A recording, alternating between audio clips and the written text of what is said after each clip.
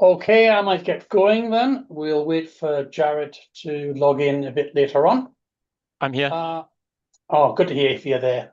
Apologies. This is an event run by the Public Transport Research Committee of the Australasian Transport Research Forum. The 47th Australasian Transport Research Forum will be held in Sydney in November, and it's going to be a big affair at the University of Technology, Sydney. This is an event run by the Australasian Transport Research Forum Public Transport Research Committee, and we're here to further and encourage good research in the field of public transport. This event concerns research findings on young people, parental influence, and public transport use. It's got three presenters who are great researchers in this field. I'm Graham Currie, and I'm hosting the event, and I'll manage the questions at the end. The event is being recorded, so the visuals will be available on a video, which we'll post through social media. You can ask questions during the event using the question and answer part of the screen. We've got three presenters, Dr. Maryam Jafari, who's early in the morning in Delft in the Netherlands. We've got Associate Professor Jen Kent from Sydney and Dr. Jared Thomas from New Zealand. We will have them do their presentations, and then we'll take questions at the end of the presentations. So to get started, I think we'll start with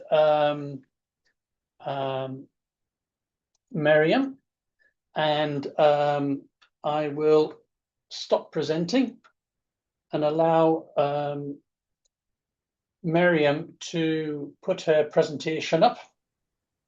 Yeah, Don't sure. forget, you can ask questions through question and answer, or if you've got access to the chat. Question and answers on the menus. And Maryam, do you want to put your presentation up? And you're welcome to get going. Yeah, sure. Thank you so much. Good afternoon, everyone, and thank you for being here. My name is Maryam Jafari, and today I will present my findings from my PhD research under supervision of Dr. Alexa Delbosque and Professor Graham Currie, exploring the role of parents in adolescents' independent use of public transport.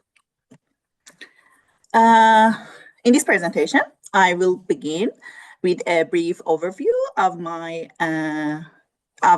why this topic matters and the research gaps that motivate the study. Then I will explain the methodology, including participant recruitment and the qualitative analysis process.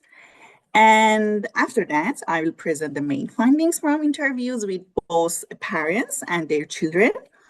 And finally, I will discuss what these findings mean for policy and practice.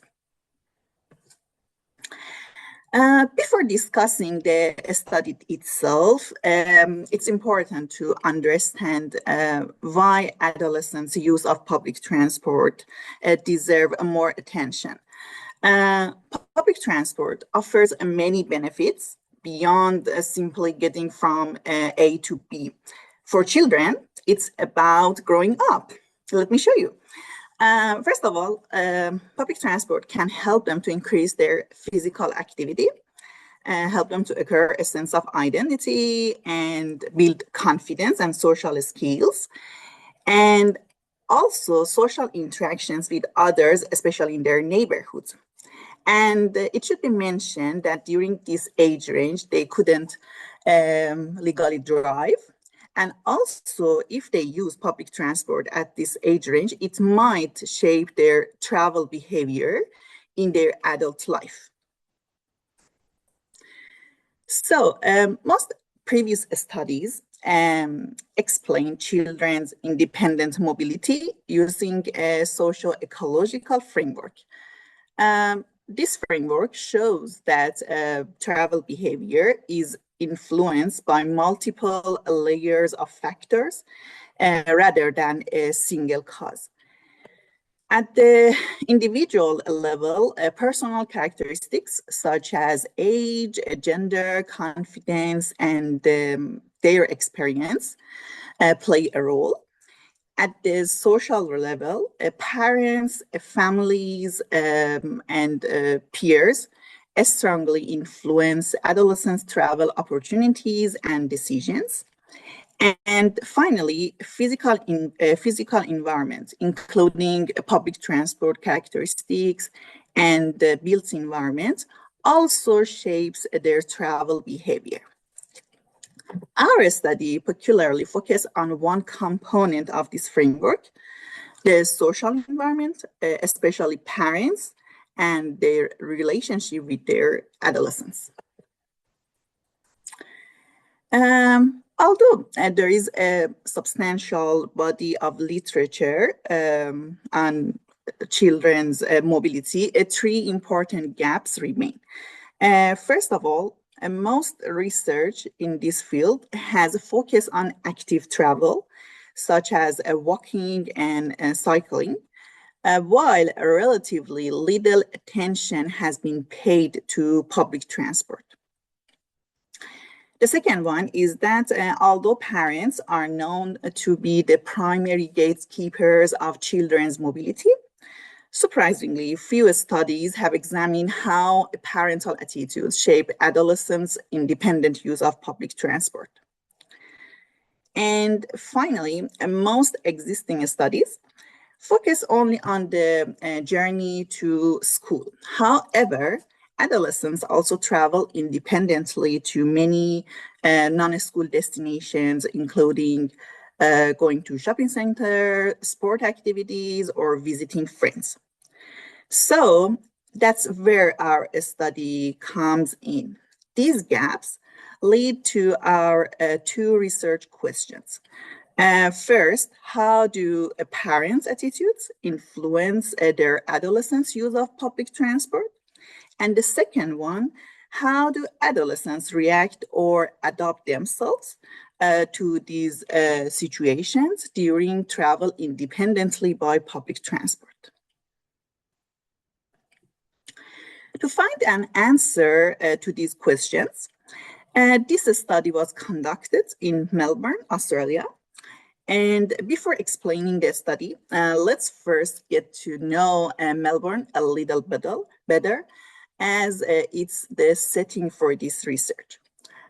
Melbourne is Australia's second largest city and has an extensive multimodal public transport system consisting of buses, trams, and trains. Many families live in outer suburban areas where adolescents often need public transport to reach schools and other destinations. And another important feature is the integrated ticketing system called Myki, which is used across all transport modes. This context provides a useful setting for understanding how families support adolescents' travel, independent travel. To answer our research question, we conducted semi-structured online interviews, and in this study included 20 parents and 10 of their children, and each interview approximately lasted 30 minutes, allowing participants to discuss their experiences in depth. The interviews were organized around three broad themes. First, we explored adolescents' travel behavior, including how they currently travel and the situations in which they use public transport. Second, we examined parents' attitudes, particularly their concerns, expectations, and decision-making around allowing independent travel. And finally, we explored adolescents' own perspectives, including their feelings, experiences, and challenges when using public transport. Together, these themes allow us to compare parents' and adolescents' viewpoints differently. The interview transcripts were analyzed using thematic analysis following the 6-stage framework. We firstly began by reading the transcripts several times to become familiar with the data. Then we identify initial codes, group them into broader themes, and finally develop a conceptual model based on those themes. Now, before presenting the themes, I'd like to briefly introduce our participants. The average age of the adolescents in this study was around 13 years old, and families typically had 2 children. About their trips, almost half of them regularly use public transport for going to school, with buses being the dominant mode. But travel behavior for non-school activities was a bit different. For short trips, especially in their neighborhoods, adolescents were more likely to walk or cycle, while for longer journeys, for example, for going to CBD, more commonly using public transport or being driven by their parents. From the interview, as you can see, 3 major themes emerge. But rather than discussing all of these themes today, I will focus on 2 key sub-themes that were particularly prominent across both parents and adolescents. Safety concerns for parents and not having the knowledge or confidence to travel for their children. All right. If I had to summarize parents' interviews in one word, it would definitely be safety. Parents frequently worried about their children traveling among strangers and describe uncertainty about situations that might arise during the journey. The quotations as shown here illustrate these concerns. One parent described witnessing harassment of a young boy on a bus, and that experience continued to shape how they view their own daughter's travel. Another parent expressed discomfort with leaving their child surrounded by unfamiliar people. This perception of risk strongly influences a parent's willingness to allow independent public transport use. But rather than preventing travel entirely, many parents actively prepared their children to manage risky situations. One common strategy was teaching adolescents how to respond when approached by strangers. For example, pretending not to understand English or avoiding unnecessary conversation or leaving the situation if they felt uncomfortable. Parents also taught practical safety behavior, such as getting off at the next stop or seeking help from trusted adults. I remember that one of the parents mentioned that I encourage my little boy to find someone like their mother. It was so funny. Finally, some parents encourage children to travel with friends or older siblings, or even enroll them in self-defense classes like karate. So rather than saying don't use public transport, some parents were actually saying, here is how to use it safely. Interestingly, adolescents describe a rather different set of concerns. While parents focused primarily on personal safety, adolescents were much more worried about navigation, the transport system. Actually, they weren't worried about scary strangers. They were worried about catching the wrong train. Many of them describe feeling stressed about finding the correct platform, catching the right vehicle, or worrying that they might travel in the wrong direction. This difference highlights an important contrast between parents and adolescents' perspectives. Adolescents also describe several strategies that help them to overcome these navigation challenges. Technology played a major role, and many of them relied on smartphones, Google Maps, and the PTV application to plan and monitor their journeys. No surprise here that Google Maps was probably mentioned more often than any family member. Some also carried written addresses or notes, particularly when traveling somewhere unfamiliar, or when needed, they sought assistance from drivers, station staff, other passengers, friends, or their parents. Perhaps most importantly, many adolescents emphasized that they had learned these skills directly from their parents, who gradually taught them how to identify platforms and understand the transport network. This demonstrates that parents play an educational role as well as a protective one. So after analyzing all the interviews, one thing became very clear. Parents and teenagers are often talking about the same journeys, but they are experiencing completely different trips. Parents are thinking, will my child be safe? Versus teenagers are thinking, please don't let me miss my stop. Ultimately, both groups recognize the benefits of independent travel, like less driving and less cost for parents, and freedom and independent travel for children, although they emphasize different aspects.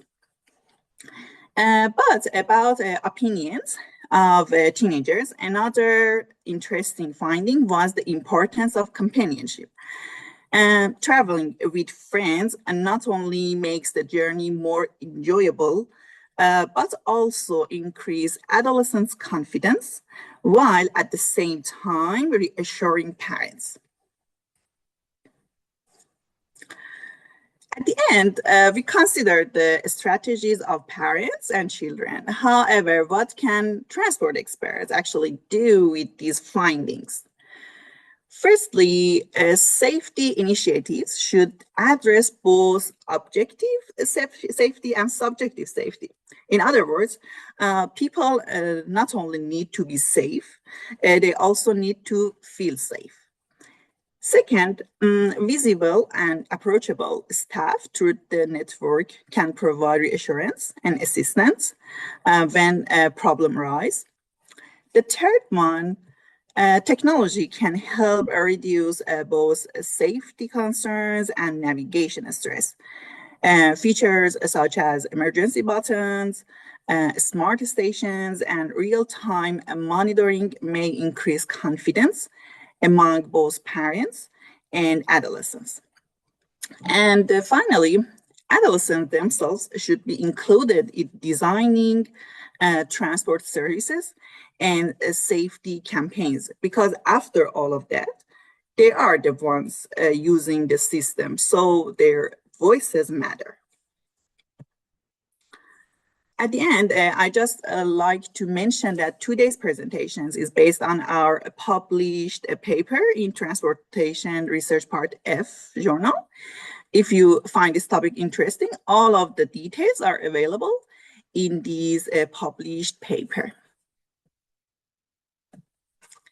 And thank you so much for your attention. I'd be happy to take any questions in the chat or at the end of the session. Thank you, Maryam. Well done. Thank you so much. We'll be taking questions at the end of all three presentations, but that was a great summary, I think, of parts of your work and demonstrates the two worlds of parents versus adolescents, which I think drives a lot of behaviors. Yeah. Moving on, I'd like to introduce Jennifer Kent. Maybe you could stop presenting, Maryam, so Jennifer can make her presentation. I stop it, yeah. Oh, sorry, yeah, no. Got it. Sorry, Thank yes. you. And Jen, if you want to put your presentation in. This is Associate Professor Jennifer Kent from the University of Sydney, and she's going to talk about driving participation, the role of out-of-school activities. Okay, can you see that screen okay? Very good. Okay. So I hope it's all right, Graham, but I took the liberty of just tweaking my title a little bit. You have that power. Please go ahead. Thank you. Okay. It's great to be here. I'd like to just start by acknowledging that I'm coming to you from the lands of the Mongol people, and I'd like to pay my respects to elders past, present, and emerging, and also to any First Nations people who are joining us here today. So, bit of an overview. I actually thought that I would be great for time, Graham, but now that I've put things together, I'm thinking you might have to hurry me along a little bit. I'm going to start just by introducing myself and then talking a bit about the role of car dependence in public transport uptake, and then moving on to a concept known as intensive parenting, which actually there were echoes through that in Maryam's presentation. So they work together really nicely, just delving into cultures of parenting and how that impacts our transport system in different ways. I do want to flag that I love this quote from Antonio Gramsci, who was an Italian socialist back in the 20th century. He said, "I'm a pessimist because of intelligence." So I want to flag that I'm not going to be great at giving lots of solutions today. I'm more just pointing out the extent of some of the problems that we're facing. Bear with me on that. So a bit about me. I'm a mum. It's important for me to acknowledge that because all of my research is very much about families and transport, and that certainly impacts the way that I approach that as a research problem. I've been at the University of Sydney since 2015 in School of Architecture, Design and Planning, and also as an affiliate to ITLS. I'm the co-chair of the ATRF Scientific Committee. Everyone come along in 2026. It's going to be amazing. I'm an academic spokesperson for an advocacy organisation for slower speeds.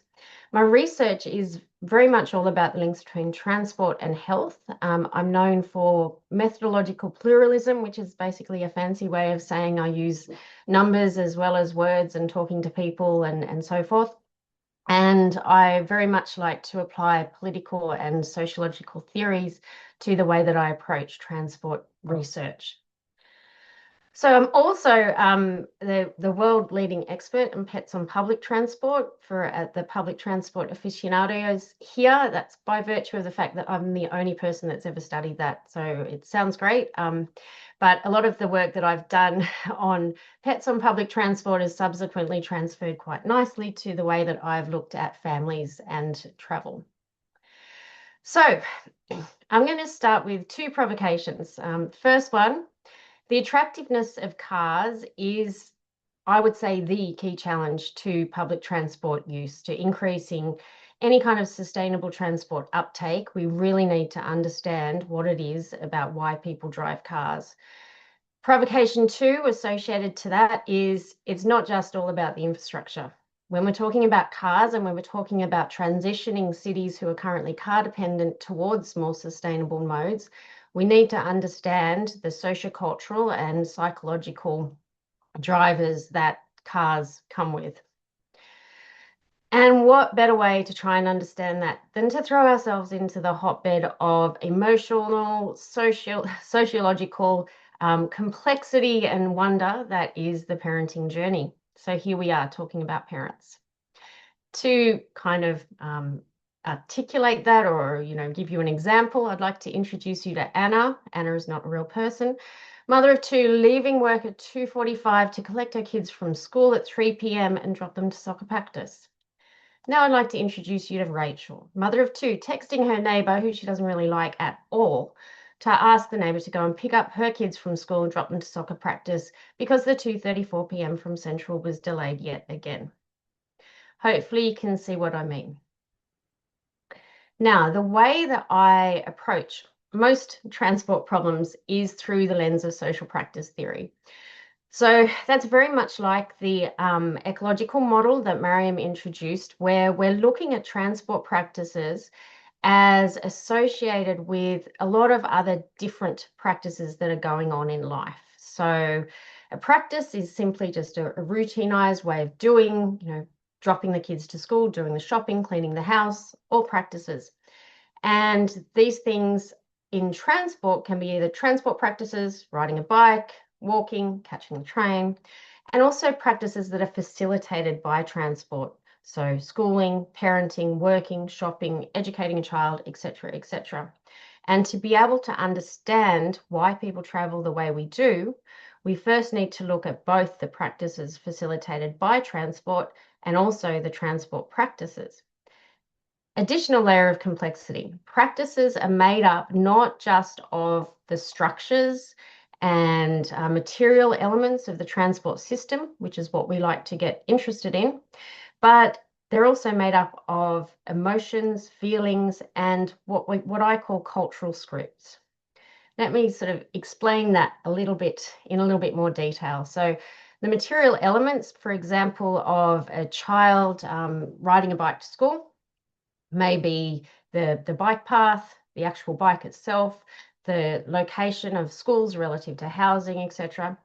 Then there's emotions and feelings. Now, we've been talking about children's travel. As Maryam has pointed out, we need to think of the parents' emotions and feelings just as much as the child's, if not more. So feeling scared, feeling hot, tired, uncomfortable, etc., and the parent feeling that way. And then this more complex layer, the cultural scripts. That's the norms and the expectations, which when it comes to kids' travel is something that we ignore at our peril when it comes to understanding transport. Now, to demonstrate the importance of those cultural scripts, I'm going to use some data from the Australian School Travel Survey, which was a survey we did last year. It was with colleagues, including some of you will know Alexa Del Bosque.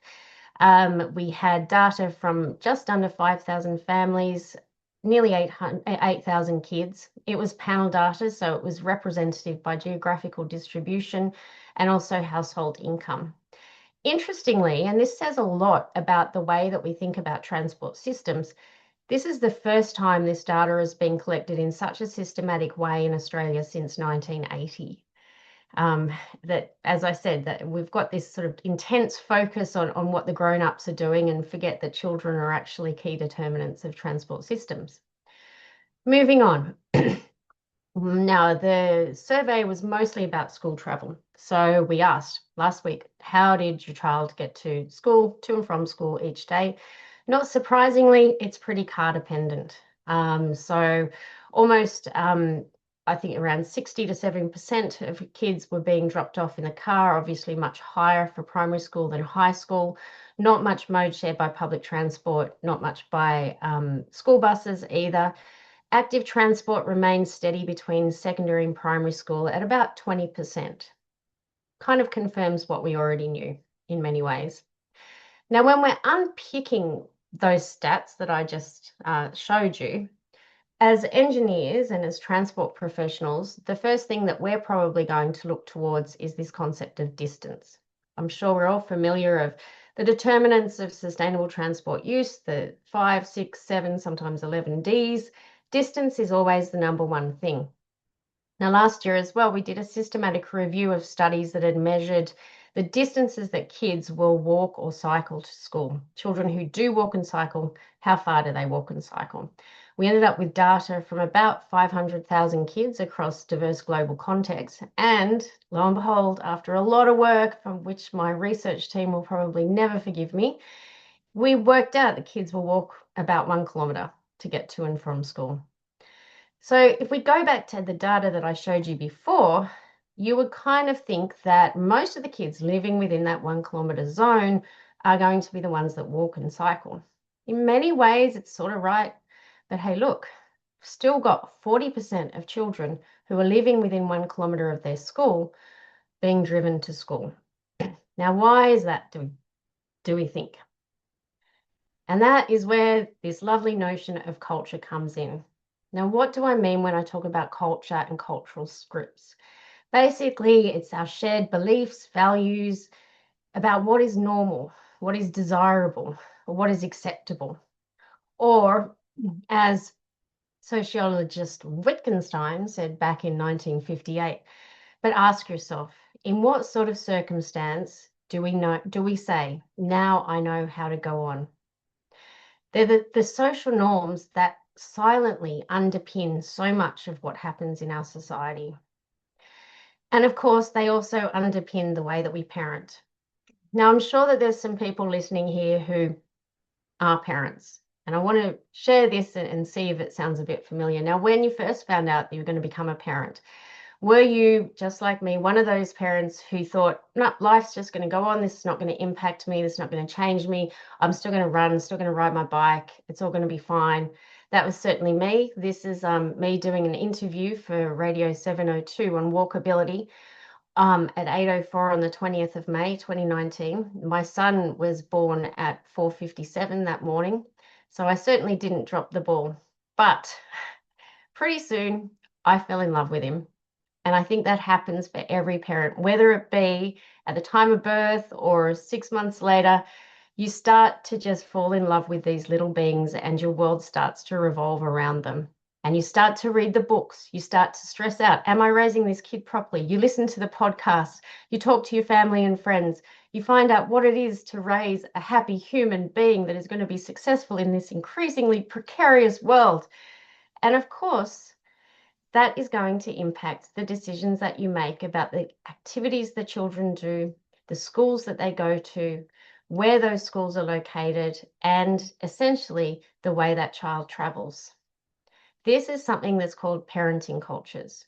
And together with colleagues at UCL, I've been working through how parenting cultures are really challenging our ability to get kids out of cars. Now, the cultural narrative that underpins parenting throughout the latter half of the 20th century has shifted. We have something now called intensive parenting. And cultural studies people are really all over this. Basically, it has 4 characteristics. It's very child-centered and all-consuming. It's expert-guided. Parents are encouraged to rely a lot on consulting experts. That means that best practice norms become particularly important. It's very time, labor, and resource intensive. The whole idea is that the child is perceived to be increasingly at risk from a society that is increasingly competitive. And it's the parent's job to be able to raise that child, to be able to exist in that competing world. There's this huge underpinning moralized ideal of what is good parenting to the intensive parenting narrative. And of course, that impacts the way kids travel and also the activities that they do. There's 3 different transport impacts that we've been working on as a result of this script. First one, decreased children's independent mobility, increased enrolment in organised out-of-school activities, and also a shift away from local schooling and private schooling, so towards private schooling and out-of-catchment schools. Going to go very quickly through each of those. First of all, decreased children's independent mobility. So I'll ask you a question. Why did the child cross the busy road independently? Because they're allowed to. And why was that child allowed to? Because mum or dad said yes, basically. Parents are the gatekeepers of children's independent mobility. But why did mum or dad say yes? We all know that, but what makes mum or dad say yes? Is it because mum or dad is a well-informed academic who knows all about the benefits of kids' active transport and wants to encourage their independence? I don't think so. Is it because the default speed limit in the neighbourhood is 30 kilometres per hour and there's a raised pedestrian crossing? Quite possibly. Or is it because there's a crossing? And because Val and Poppy and Thomas and James's parents all let them cross the road, so it must be okay, right?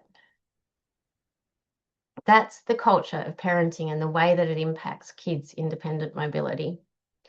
And if you don't believe me, check this data out. Crunched very gratefully by Alexa Del Bosque, who worked through some of our data from the school travel survey to come up with this graph, which is the age at which children are allowed to cross the road in different contexts.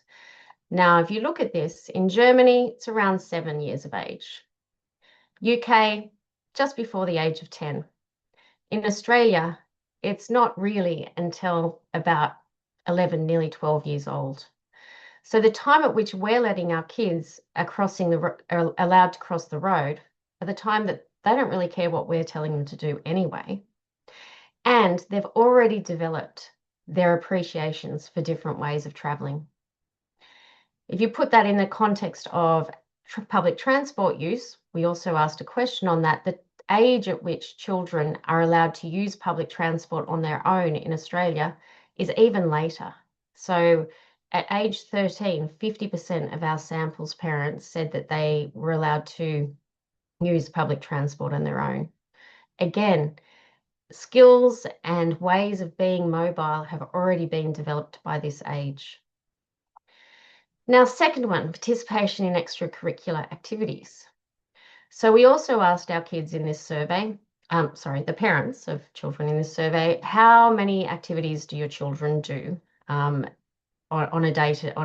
the week, and on the weekend. And we defined this as things like sports, music lessons, volunteering, and it had to be away from the school ground. Now, most kids were doing at least one activity. And you've got this group of children here as well who are doing up to 7 activities, over 4 activities per week and on the weekend. In fact, there are a group of around 100 kids who are doing over 12 activities during the week and on the weekends. To find out what was driving this, we asked parents open-ended questions, and I'll get into that in just a moment. But the impact of this on transport is absolutely huge and much more comes with much more gravitas than the data on school travel. So it is predominantly car dependent, particularly for primary school aged children. Nearly 90% of these trips are being done in cars compared to the stats for the journey to school. It's much less favourable. Now, why were parents saying that this was important? We did a qualitative analysis of the open-ended questions from that set of questions and came up with themes such as health, the need for balance and holistic development, the need for kids to develop social and leadership skills, to develop discipline, and also because it gets them off the screens. So things like sport helps my child stay healthy, build confidence in themselves, making friendships, teaches them discipline, organized teams works, and above all, they tend not to get into social groups that are socially inept. This is the intensive parenting script writ large, and its impact on our transport system is absolutely huge. Now, the final one, school choice. So there has been a shift in most OECD countries away from public schooling and towards private schooling, but no more has this been the case than in Australia. We have the highest rate of private school enrolments in any OECD country, with up to 30% of children enrolling in private schools. On top of that, however, is another 10% of children who are being enrolled in schools that are public schools but out of their local catchment. And the impact of that on the transport task of cities is also absolutely massive. Because we look at this data here, this is the mode share by private, public out of catchment and public in catchment schools. The car use is highest for public out of catchment schools and not far behind for private schools, far higher than it is for public schools. And of course, this goes back to the whole idea of distance. But the most important one here for me is the active transport use. 31% of kids in the public schools that are in catchment are using active transport. but far less for the other two components. Now, the public transport and school bus is not quite as marked, the difference, and indeed we have public out-of-catchment schools for public transport actually being quite decent, around 17% mode share. I'd suggest, though, that that is because these are children enrolled in secondary schools who are travelling further distance than what their local secondary school would be. So to recap, I've gone through now 3 ways in rapid fire. This cultural narrative of intensive parenting is really shaping our transport system and, more importantly, shaping our inability to get kids out of cars and onto public transport modes. The key takeaways is firstly that car dependency is really deeply linked to parenting practice, and that's of interest to people promoting public transport because it's car dependency that is one of the key barriers to people using public transport more. And if we use these non-transport practices, if we ignore these non-transport practices, our infrastructure and our policies are just going to fail to enact the change that we need them to enact. And transport transitions, this is an important thing, I think, for all of us as researchers and practitioners to understand. It's not just about providing the infrastructure. For somebody to change from using a car to using a bus or a train, it can mean a reconfiguration of everyday life. It's not just about the transport system. Now, a final message I'll leave you with, and this is my true pessimist coming out, is some research I've recently been doing on something called Uber for teens. Now, this is an emergent trend that is increasingly popular almost by the month in America. It's hit Australia and it's being marketed to children younger and younger and younger, with services even existing in some jurisdictions for kids as young as 5. This emergent sort of offering, I think, has a huge capacity to derail our attempts to try and get kids onto public transport. It's independent mobility, kind of, but not in the sustainable sort of friendly way that we want it to be. So watch this space. Now, the second bit of Gramsci's quote, which I've until now omitted, was that I'm also an optimist because of Will. And I'm going to keep researching this space as a way to reveal the complexities and hopefully inform a better understanding of how we can design our transport systems to respond to what people need. So I'm happy to take questions after the session, whether they're put in the chat. Also, feel free to follow me on LinkedIn or download the report from the Australian School Travel Survey. And so thanks again, Graham, for the opportunity. Excellent. Many, many thanks, Jennifer. What an interesting story, eh? And it really worked nicely into Maryam's research, I thought. Just a reminder for the audience, you can put questions in the chat, but also there's a Q&A box and you can put questions in that and we'll be referring to those after Jared has had his discussion. And Jared, this is over to you now. Do you want to put your presentation up? This is Dr. Jared Thomas, who's Technical Director of Human Factors at WSP Consultants in New Zealand. And you're going to look at the future focus here, I think, Jared. Over to you. Thanks, Graham. Can you see my slides okay? Yep, that's fine. Brilliant. So I'm going to look at some work from across the ditch. Really interesting, and thank you for having me. Really interesting talks prior. I've learned that my son Ash should fake speaking English and learn martial arts if he wants to travel on public transport. So thanks for that, Maryam. And I've also heard about I should have been older before I started crossing the road. Although I did have a story when I was younger about running away from home, as we all do. I think I was about 7. I didn't get very far because I wasn't allowed to cross the road, so I just went around the block. My mum was still ignoring me when I got back, so don't know what that says about how I was as a child. So yeah, I'm going to talk about some studies from across the ditch in New Zealand, I'll chat to you a little bit about some similar studies, but I'll sort of move into older young adults as well, if you like. So I'll do 3 studies from New Zealand that are in that similar theme around parental perceptions and influence and all that good stuff that we've just heard from. But then I'm going to flip it a bit to a couple of pieces of work that I was involved with as part of WSP Research and Innovation.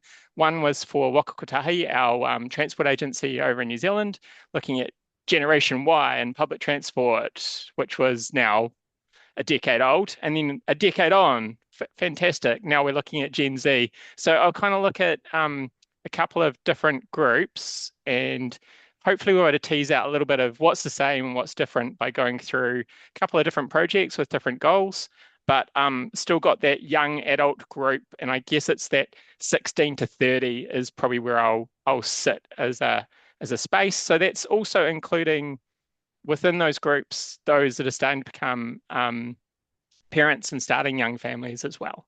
So there is a little bit of that to capture within there. So meanwhile, in Aotearoa, New Zealand, so I found these 3 studies quite interesting, just as some takeaways, and I've got the citations there just in case you're interested in this field. We are doing some work over here, probably familiar with some of it, but if you're not, here it is. That discussion around how far away from schools that Jennifer went through, some work in Dunedin recently found that nearly 3/4 of the school choice decisions were made jointly by parents and adolescents. Interesting also, I guess, that they're really focusing in on that trip, but they're not necessarily moving to the closest school. So they're looking at a wider set of trips or travel, if you like, but that parents are effectively setting the distance constraint, and some of those distance figures that Jennifer went through before are really interesting. So that they're not necessarily the closest. The BEATS study has been going on for a while. This particular one was looking at taking the bus. So that's looking at that parental trip chaining and how that affects transport.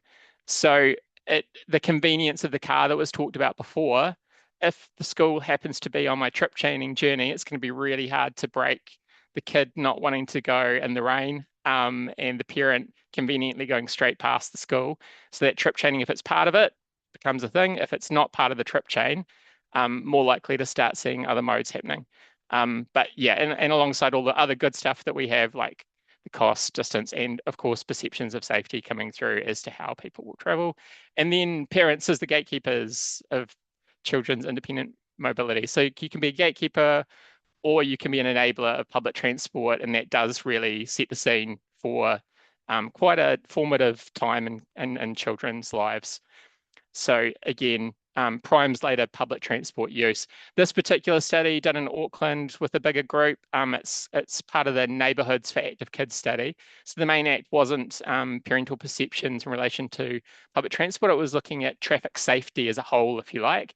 But the fact that people didn't feel safe letting their kids cross the road meant that they're not getting their independence, which then means you're less primed for public transport use. So none shall pass. Are younger adults impacted by parents as well? Well, the answer is, I guess it depends. We certainly know that 13-year-old-ish group or the younger kids, there's more direct and observable, if you like, interaction with parental influence, the driving the kid around, the choosing the school, etc. But does that continue on? It sort of depends. If you're still living at home, obviously greater influence. And we've kind of got some groups being a bit of a yo-yo, using the home base as a landing pad to go back to compared to perhaps previous generations. So where you're yo-yoing back home, quite often the parents will have great influence. If you've moved away, have you moved to an area with high quality public transport? That's a huge enabler. So even if you've come from somewhere with low, if you move to high, there's been a few studies that 20 to 30-year-old age group where you're making some quite big decisions, that's a huge thing. If you happen to move to an area, so you say you go to uni or go to a big first job. If you're moving to a place which has got good infrastructure and set up around services, that's a huge enabler. And then obviously peers and perhaps influencers start to get a little bit more exposure as well.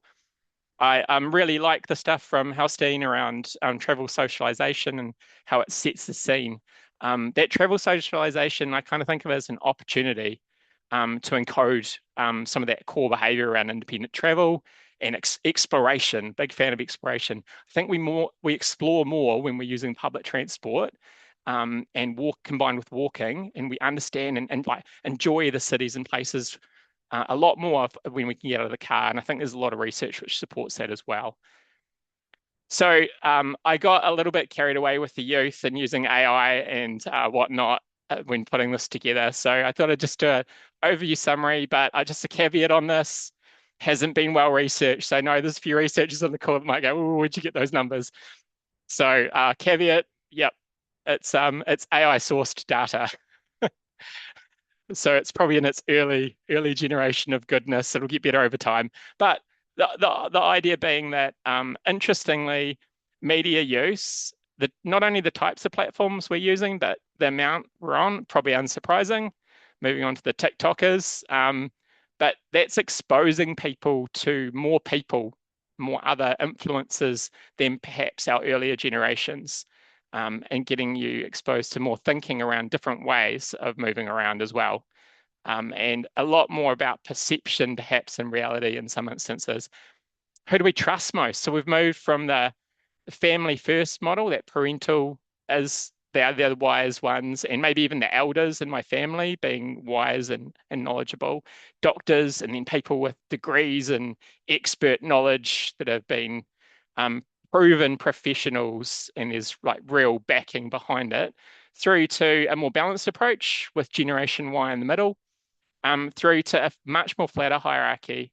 So where you've got maybe scientists and family coming up with peers and perhaps creators of information. So your influences are changing over time, and it's perhaps moving a little bit more away from the family than it was in previous generations. And then we've got slang. I love using the cheesy words and using the young words like slay.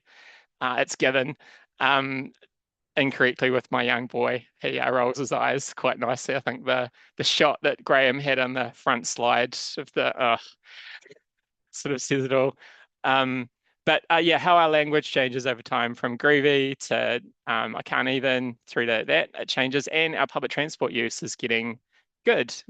We're changing times, and with fuel changes and all sorts of other things going on, real opportunity to keep public transport up the front. But I think the social elements that have been talked about previously don't get as much of a look in.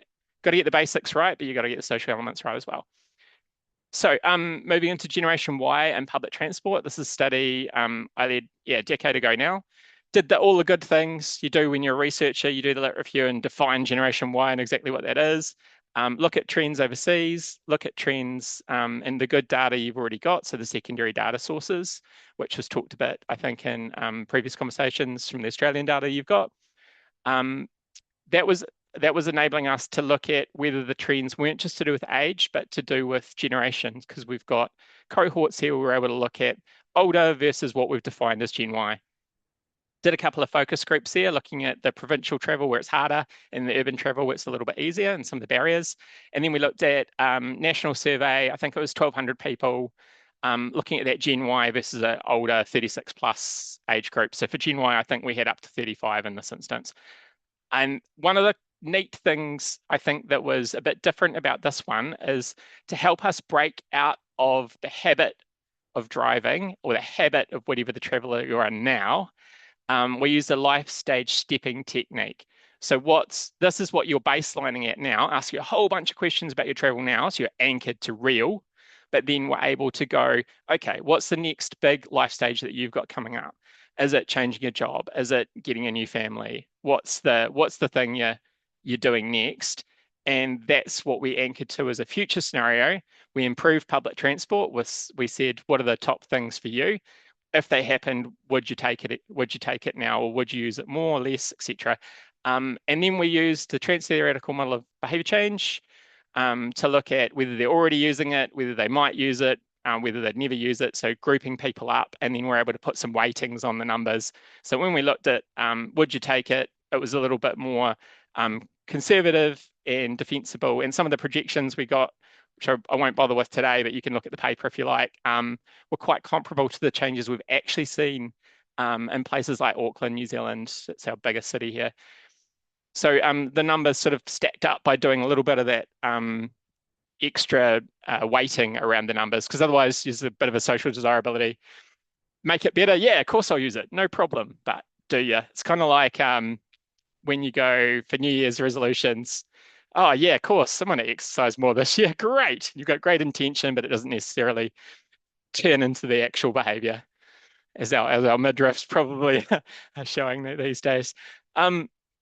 What were the core findings? Oh yeah, good convenience. That's a surprise. Top 6 sitting there. So coverage comes up quite a bit. You've got people who are potentially doing part-time work, who are having to travel from not necessarily to the CBD locations to get to their work, and to try and replace trips to other things like getting out and drinking and stuff like that. So some of the off-peak frequency became a little bit higher up, and the coverage stuff came through quite a bit. High latent demand across all ages, which is kind of positive. The real neat thing, I guess, about if we look to the middle and Generation Y leads and the rest follow, the public transport use is projected to stay higher. So it's not an age effect, it's a generational effect. So when we compared the earlier cohorts to the new, so there's things like licensing, all the stuff we kind of know, driver licensing getting a little bit harder and less desirable, having families a little bit later. Those sorts of things are anchoring to public transport use staying higher. Couple of the things linked back to Gen Y, what are the multipliers that'll help boost if you get the basics right? Some of that technology and real-time info that got talked through earlier, again, that supports that whole thing of being personally safe as well, if you're not having to wait around for a long period of time at places. Interesting point around transitional. So 90% of people expect to change in the next 5 years around their travel if you're in that younger cohort versus 50% for older. So it's a real opportunity to look at those life stages and look at that young group and think about how we can tailor stuff to work for them and work for those life events. So tailored information, pricing and connections. What can we do to look at those moments in time where we're going through a big change and there's an opportunity to change how we make it easier for people.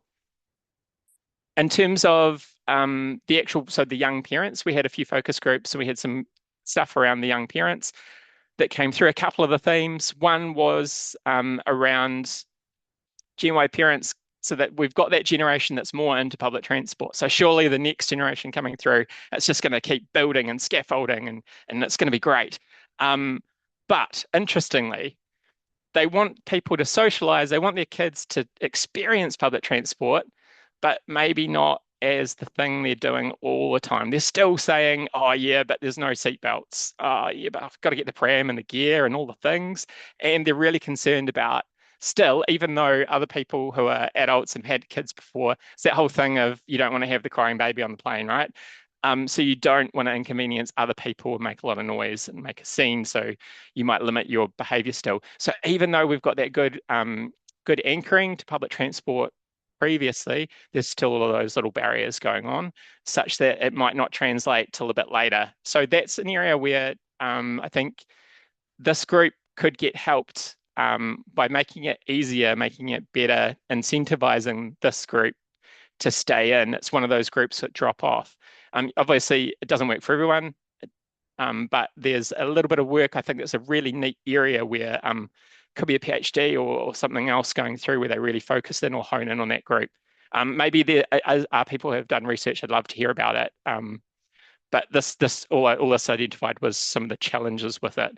And then one of the other interesting things on the right-hand side might be glass half full. 58% of Gen Y respondents anticipated increased private vehicle use after starting family, but the previous generation who had gone through it, much higher percentage, 80%. So, starting a family, all shall pass. Kids ride free. So it's changing it from being a gatekeeper to an enabler, I guess, is one of the things that's a possibility or an opportunity here. The next generation coming through, they are using it more and they'll keep using it more. So this is a generational shift.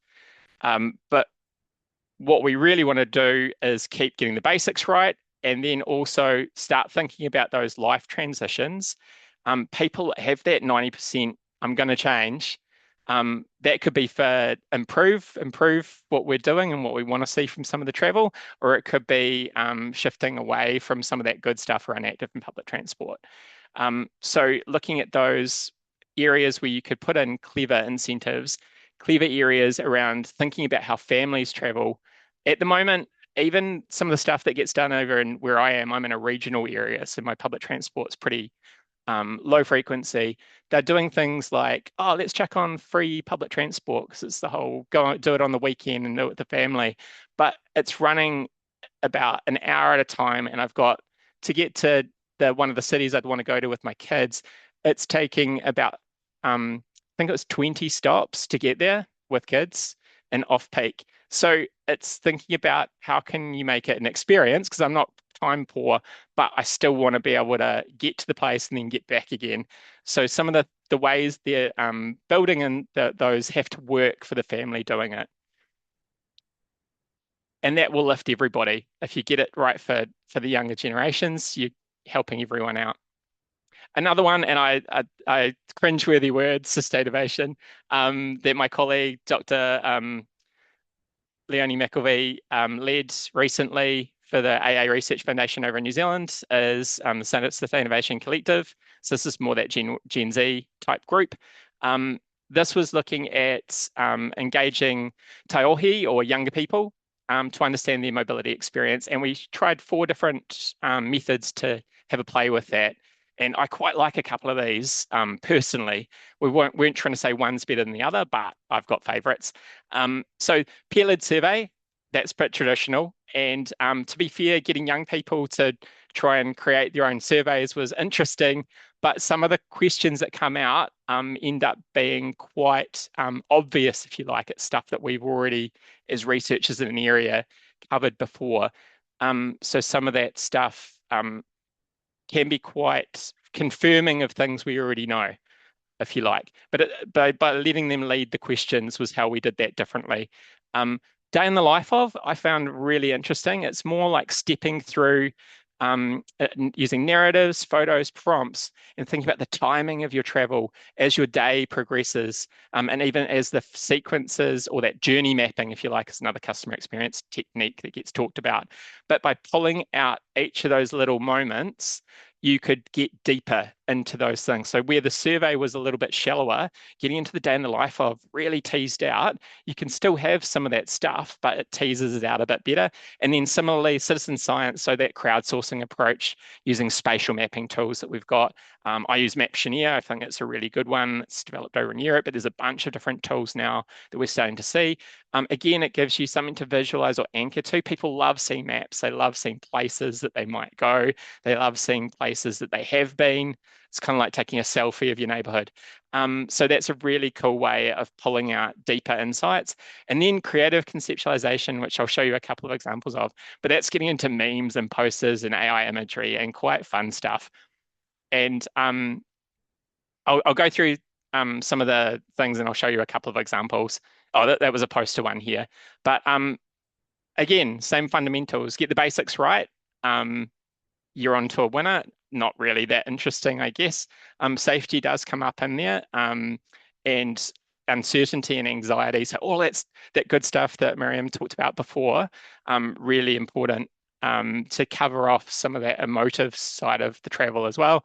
And another aspect of it is that everyone talks about reliability around public transport, but one of the things that came through was for Gen Z, they felt like they had fewer fallbacks, like they were less resilient to it when it did happen. Maybe it was partly because that disruption resilience, maybe we build it over time and we maybe take it for granted. There's a bunch of things that we may be protecting our next generation from that they haven't experienced before because they're not getting that independence, haven't got those knockbacks, and that means that they're less prepared when it does come through. So I'll keep moving. Surveys, cost and affordability, all the quantitative stuff, creative and place-based message, you started to get more into the emotional side of things. So in one way, some of our more traditional methods are quite interestingly pulling out numbers and the things you need for business cases and stuff like that. But some of these other ways to do this and pull them out, really, I think I'd really recommend trying something a bit different with people as well, especially the creative methods. I was a bit naysay about it at first, but it's really quite neat to get a different approach to pulling out some of the same things. And these are a couple of ones that they pulled out. How it feels to travel between cities within New Zealand without owning a car. Paying for an Uber when buses stop at midnight. No. And the other one I found really interesting was so there's music playing in my ears. I don't think I shared that with you. So wait till it finishes. I can't multitask. The other one that came through was just really, I think, quite interesting. So obviously need to be authentic with what you're doing when you're asking it and respect people's opinions. And we know that as researchers, and that came through really, really importantly, and a clear purpose. Why are you asking me this? What's it going to do? All of that stuff. But the funny bit I found with it, because we also looked at recruitment, and youth are quite a hard bunch to get hold of and recruit outside of a university context at any rate, I'm in a consultancy. One of the things that came through was the most successful method of recruitment was to have an image of a young person looking at their phone, like the one you've just got there. That was the most successful. You could put pictures of all sorts of forms of public transport, all sorts of beautiful things that as a transport, I'm working with transport consultants and engineers. We spend all this time trying to make these beautiful glossy pictures of things about transport. You could put in vouchers and incentives. You could put in pictures of old people. Really, all they want is a selfie of what they're doing, which is sitting on their phone, which I thought that was quite amusing. And that got way more hits and hooked people faster than anything else. And again, the survey-based approaches and emails versus using Meta and other tools. TikTok, I think, was quite expensive as a mechanism, but starting to look at those platforms to recruit is also another thing. Possibly gone off topic, but hopefully as researchers, you're interested. How can we make public transport rad, lit, and slay? My son would be cringing. Affordability is a really good hook to get them in. Every group around talks about affordability, but some of the stuff we're doing at the moment, so the free fares that you've had recently, over in Queensland, for example, really good way to hook people and get over some of that challenge around letting people explore, right? If I'm on a budget and I can only go so far on it, public transport, if I'm being trip by trip, being costed, versus if it's really cost effective, I can really explore my cities and spaces and places, get that confidence, get that how to code and work, get that resilience around public transport. If it's a little bit cheaper, that does make all of that stuff a little bit easier. This group's not necessarily time poor, or they'll say they're time poor, but you know, as a parent, the kids have got a little bit more time than we have. And the other bit, I think, so I won't talk about reliability and coverage, but the safety thing's really interesting. It comes through with the parents thing as well. You want safety and predictability, but bring back the fun. I think there's some really cool stuff you can do. Like Singapore are doing all these things around creating creative spaces and places for people to entertain on trains. And think about some of the trips where you're going to concerts and events, and the public transport service comes the boring commute into the fun, imaginative thing. So there's the you're making it usable for time and social, but bring back the fun. I think the parental confidence, if they see their kids enjoying the thing, that turns it around from that really negative salient experience that I think Maryam might have used earlier on. With you remember that one event where someone did something awful. Let's replace it with some fun. And then smarter digital information technology has sort of been covered already, but I think making sure we get that right, really supporting people who are, but targeting it to the areas that we know we've got problems. So that navigation element or theme that came up in the earlier presenters, how does smarter digital information cover off, making sure that when the service goes down, how do I get the information straight away? That's really important. Life stage aware incentives, so that parental group, that young parents, we start shifting away from the public transport. So how many days have I been without public transport? I need my next hit. And then young people led, so give them a voice and they'll come up with great things. Thank you. Okay, thanks very much, Jared. Excellent. And we move on now to questions. Just a reminder, you can use the Q&A app for that purpose. Now, I might start. We've had one question. Jen, you've tried to answer it on the question and answer, but I might just raise it for everybody's purpose. Sandy was interested in the fact that parents' safety concerns seem to be greater than children. Okay. So improving safety perception, should it be targeted to parents? Jennifer, what did you think of that? I mean, I would say absolutely yes. So I put a few notes in the response. So first of all, it's not only the yes or no of whether a child is allowed to do something when they're actually under the care of the parent, but the parent's perceptions of safety are transferred to the child. So for example, if I say to my son, no, traveling on the bus is really safe, or crossing the road, safe, you just do this, this, this. That perception is communicated through that. So it's not as simple as whether a parent perceives something to be safe, that they allow a child to do one thing or another. It's more that travel socialization aspect that Jared was bringing up. But that my sense is with intensive parenting, the age at which the parent has influence over what the child is doing, and I put the note in with Sandy, using tracker apps and so forth as co-parenting tools in many ways to make sure that the child is doing what the parent thinks they're doing, the age is extending, I think. So it's even more important for us as transport researchers to target the parental group rather than the child. Because I don't know, I mean, I feel as though a parent will generally override what their child thinks when it comes to safety. I have a bit of a joke in that I think that the most common famous last words are, "Hey, mum, look at this." You know, it's that thing of parents are trained to interrupt and overlay their condition of safety on a child. Basically, I'm not a psychologist, but we're dealing with kids without a prefrontal cortex. It's probably in our best interest to do that. So yeah, parents are the market that we need to target. Maryam, what do you think about that? Was your research found this? Actually, yes. As Jennifer said, I completely agree, and that's a good point. And I think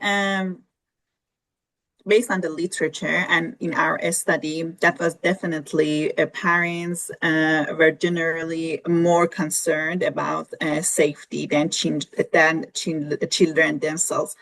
But I just want to mention that doesn't mean safety wasn't important to the kids.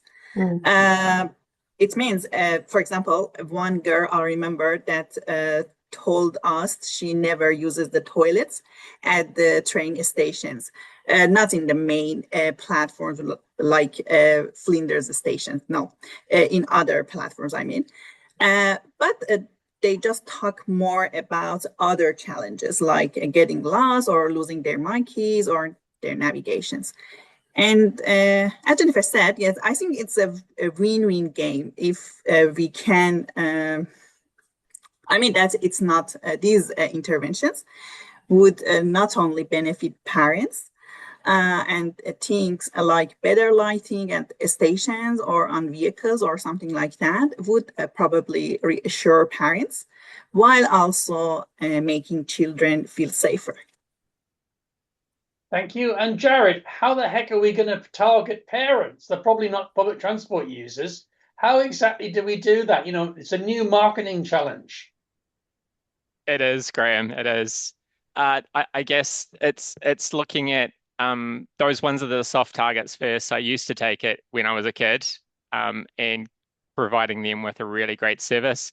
They're keen to socialize their children and get that. So that's a hook. If the kid really enjoys it and wants to take it more, like every time I go back to the capital here in Wellington, my son wants to jump on the train, and that's a journey, that's an experience. So it's bringing back that enjoyment. If the parent enjoys it with the child, so it might not be for your day to day, it might be for the more social, might not be for the commutes, it might be for the social and the recreational, where you've got a little bit more time on your hand. That's a really great hook. Sometimes the barriers are the fact that it's just too inconvenient when you do go look at those ones, or it's too expensive, like the cost of taking everyone versus the car. It's, yeah, not competitive. So you need to be competitive to bring the parent in. Very good. Okay, well, thank you very much, presenters. I think a very interesting range of perspectives. Thanks also to the audience. I can confirm that this is being recorded, and a recording of the webinar will be available online, and we'll share all that with you. Keep an eye out for other activities of the Public Transport Research Committee. And if you're interested, you should sign up for ATRF 2026 in Sydney, which is in November. Other than that, thank you all for your time. And we wish you well and in dealing with young people and public transport to the future. Thanks, everybody. Bye.